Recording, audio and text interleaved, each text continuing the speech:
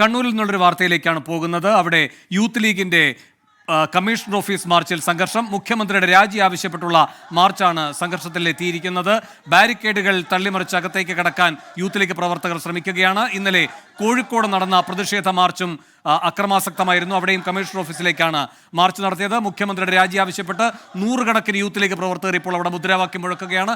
Commissioner ഓഫീസിലേക്ക് കടക്കാതെ അതിനു മുൻപ് ബാരിക്കേഡ് വെച്ച് തടഞ്ഞിരിക്കുകയാണ് പ്രവർത്തകരെ പോലീസ്. സജോ ദേവസ്യ വിവരങ്ങളുമായി ചേരുന്നു. സജോ, എന്തൊക്കെയാണ് വിവരങ്ങൾ?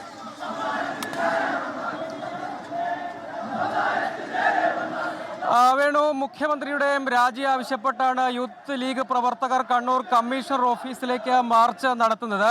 കമ്മീഷണർ ഓഫീസിന് 50 മീറ്റർ അകലെ വെച്ച് ബാരിക്കേഡ് വെച്ച് മാർച്ച് പോലീസ് തടഞ്ഞു. ബാരിക്കേഡ് മറികടക്കാനുള്ള ശ്രമം പ്രവർത്തകർ ഇപ്പോഴും തുടരുകയാണ്. ഇതിനിടെ പോലീസ് 2 തവണ ജലപീരങ്കി പ്രയോഗിച്ചു. വലിയ പ്രവർത്തക പങ്കാളിത്തത്തോടു കൂടിയാണ് യൂത്ത് ലീഗിന്റെ മാർച്ച്.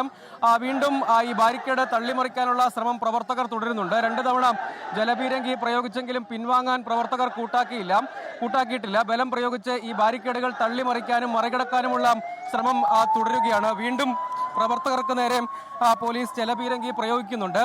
ആഭ്യന്തര വകുപ്പ് സംഘപരിവാറിന്റെ താവളമായി എന്നതാണ് ഒരു പ്രധാനപ്പെട്ട ആരോപണമായി യൂത്ത് ലീഗ് മുന്നോട്ട് വെക്കുന്നത്. PV അൻവറിന്റെ വെളിപ്പെടുത്തലുകളടക്കം ചൂണ്ടിക്കാട്ടിയും ഒപ്പം മലപ്പുറം ജില്ലയെ അധിക്ഷേപിക്കാനുള്ള ശ്രമം ദേശീയ മാധ്യമത്തിന് മുഖ്യമന്ത്രി നൽകിയ അഭിമുഖത്തിലൂടെ പുറത്തു വന്നു. അതുമായി ബന്ധപ്പെട്ട് ഉയർന്ന വിവാദങ്ങളും ഒപ്പം ആഭ്യന്തര വകുപ്പിനെതിരായ തുടർ വിമർശനങ്ങളും വിവാദങ്ങളും ആരോപണങ്ങളും ഒക്കെയാണ് യൂത്ത് ലീഗ് ഈ മാർച്ചിൽ പ്രധാന വിഷയമായി ചൂണ്ടിക്കാട്ടുന്നത്. അങ്ങനെ അധോലോക സംഘത്തിന്റെയും ഒപ്പം സംഘപരിവാറിന്റെയും നിയന്ത്രണത്തിലായി മാറി ആഭ്യന്തര വകുപ്പ് എന്നതാണ് പ്രധാനമായും യൂത്ത് ലീഗ് മുന്നോട്ട് വെക്കുന്ന ആരോപണം എന്നത്. അതെല്ലാം ചൂണ്ടിക്കാട്ടിയാണ് സംസ്ഥാനത്തിന്റെ വിവിധയിടങ്ങളിൽ വ്യത്യസ്ത ദിവസങ്ങളിലായി യൂത്ത് ലീഗ് പ്രതിഷേധ മാർച്ചുകൾ സംഘടിപ്പിച്ചു. ശരി, സജോ ദേവസ്യാണ് വിവരങ്ങൾ നൽകിക്കൊണ്ടിരിക്കുന്നത്. കണ്ണൂർ കമ്മീഷണർ ഓഫീസിലേക്കുള്ള യൂത്ത് ലീഗ് മാർച്ചിൽ സംഘർഷം.